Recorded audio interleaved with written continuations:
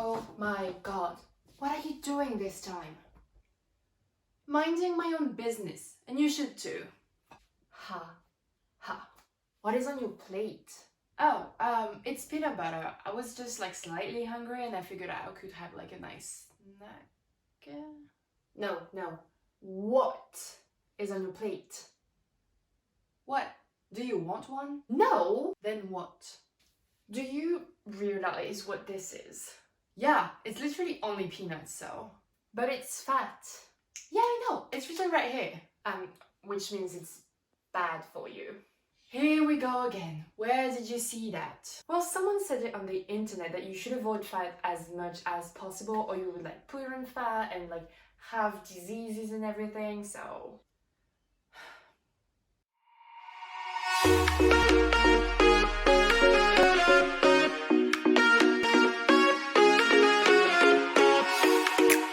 What's up, beautiful people? Welcome to my channel, the best place to learn about diet culture, body acceptance, and real health and fitness advice. As you've seen, today we are dismantling another fitness myth. Yay! Eating fat makes you fat.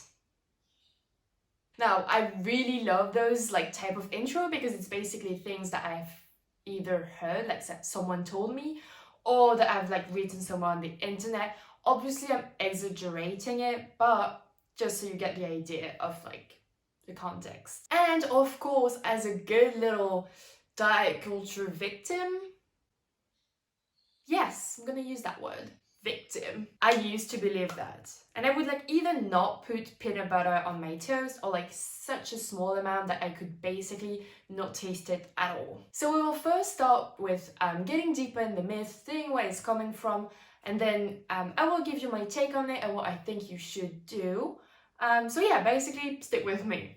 And let's get started. As always, let's start with getting the disclaimer out of the way. Being healthy doesn't mean being skinny, it doesn't mean going on the diet, and it does not necessarily mean running a half marathon. Everyone has like a different definition of what being healthy is.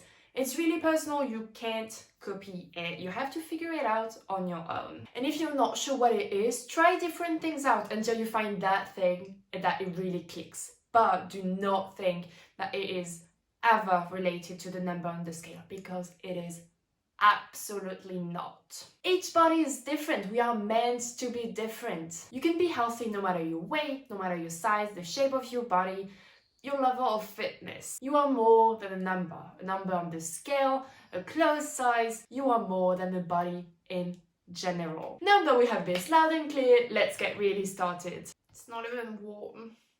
So, I did my homework and did some research, and this is what I found. It appears that this low-fat, fat diet basically appeared in the 1960s when people in the USA mainly were trying to cure people from like heart disease. And apparently they were seeing some good results, and it quickly developed into an entire diet culture thing. And it was promoted by literally everyone, especially the health media.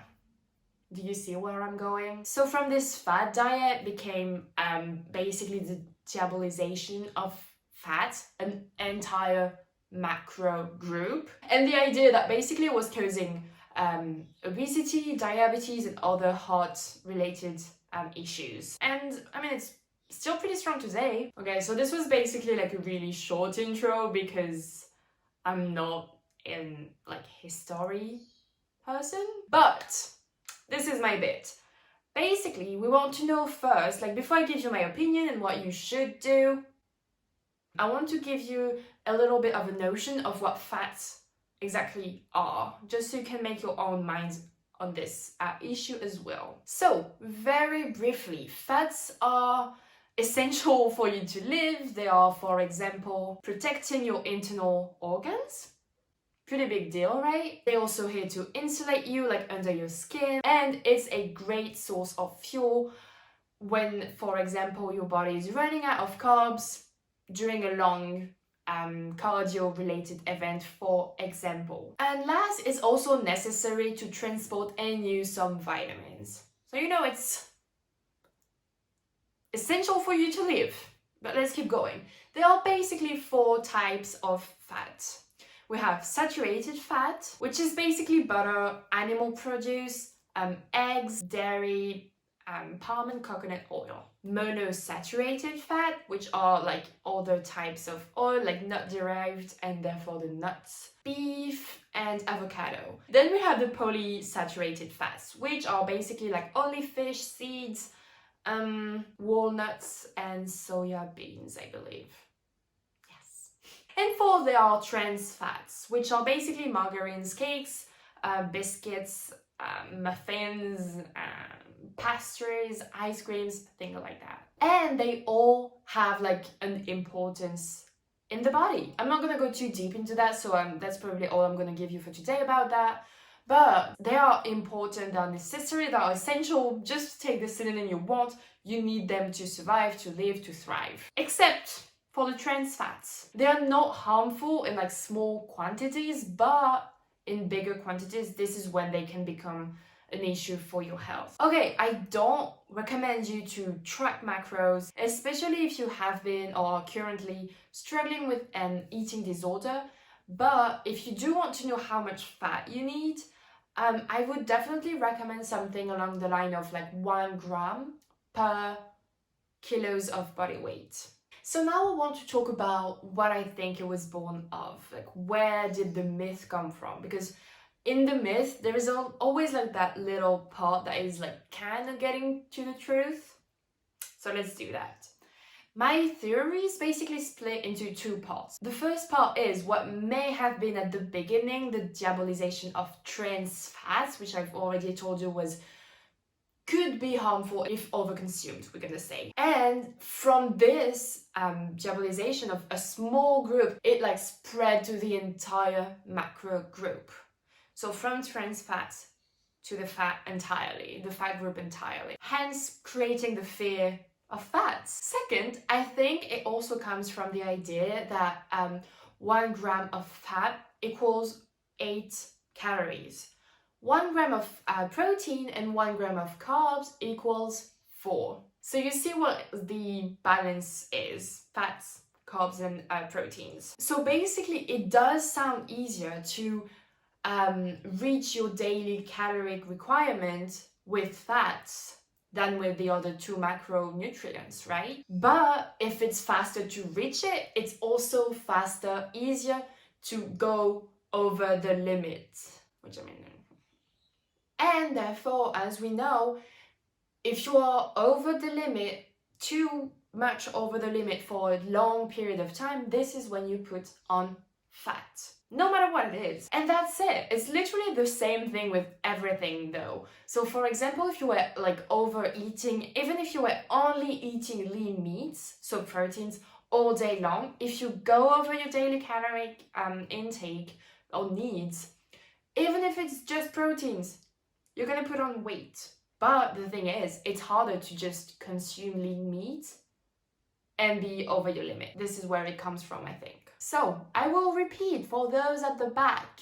You put on weight only if you overconsume food, no matter the macros, over a longer period of time. So it's not a daily thing, not that much of a weekly thing, but like over time, it will happen.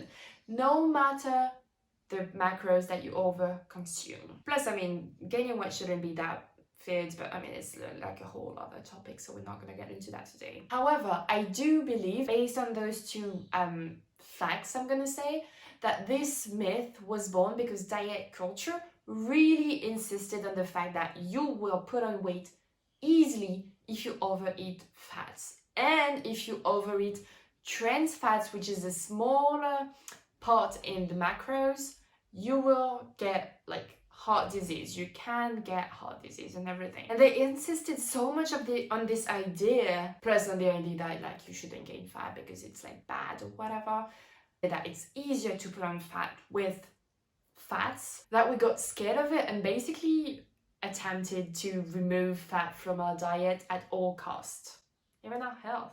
But I mean, again, I don't know why they would want us to be so scared of like an entire food groups. Well, except to make money from low fat food that they create.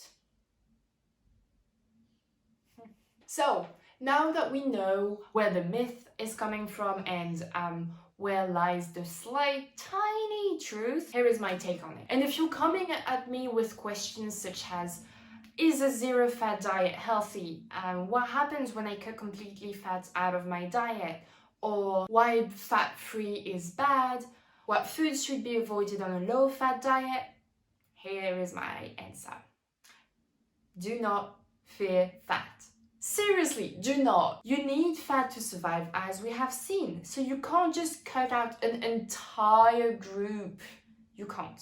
Same with carbs, same with proteins. You cannot cut out an entire group, an entire macronutrients and call it a day. You can't. You need it. Maybe less than the other two nutrients, but you still need it. And if you want to avoid trans fats to be a little bit healthier, that's a great thing. I would recommend you go for like whole foods source of fats. You can like check up lists on the internet, but for example, avocados, nuts, any nut-derived oil, egg yolk, coconut oil.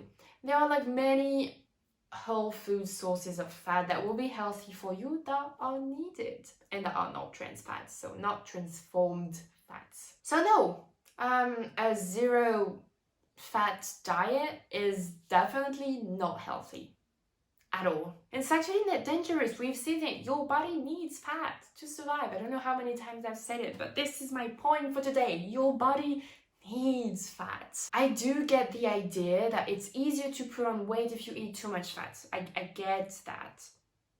But it is absolutely not a reason to stop eating it altogether. So again, this is finding this balance between eating too much and eating not enough. Oh,